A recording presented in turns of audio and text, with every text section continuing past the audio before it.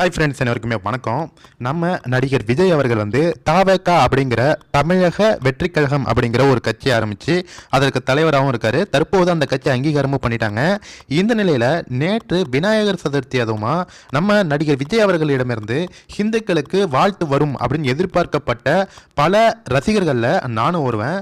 நான் விஜய் எனக்கு ரொம்ப பிடிக்கும், ஆனால் நான் தீவிர ரஜினி ஃபேன் தான். இருந்தாலுமே விஜய் அவர்களுடைய கட்சியை சரி ரைட் ஏதோ பண்ண வந்திருக்காரு, இந்த திராவிட கட்சிகளுக்கு மாற்றா இவர் ஏதாச்சும் ஒரு மாற்றத்தை கொண்டு வருவாரா அப்படின்னு எதிர்பார்த்துட்டு தான் இருந்தேன்.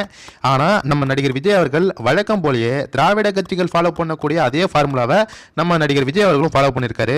என்ன ஃபாலோ பண்ணியிருக்காரு அப்படின்னு பார்த்தீங்கன்னா, விநாயகர் சதுர்த்திக்கு நம்ம விஜய் அவர்கள் வாழ்த்து சொல்லவே இல்லை, அவருடைய வேலையை அவர் காட்டி விட்டாரு அப்படின்னு இணையதளத்தில் பல பேர் விமர்சனம் பண்ணிட்டு இருக்காங்க. அது மட்டும் இல்லாமல் அவருடைய மதத்தை எடுத்தும் அவர் ஒரு கிறிஸ்துவ மதத்தை சேர்ந்தவர், அவர் எப்படி வாழ்த்து சொல்வாரு, அவர் அவங்களுடைய மதத்துக்கு மட்டும் தான் வாழ்த்து சொல்வார், இல்லை இஸ்லாமிய மதத்துக்கு தான் வாழ்த்து சொல்லுவாங்க, நம்ம ஹிந்துக்களுடைய பண்டிகைகளுக்கு வாழ்த்து சொல்ல மாட்டாங்க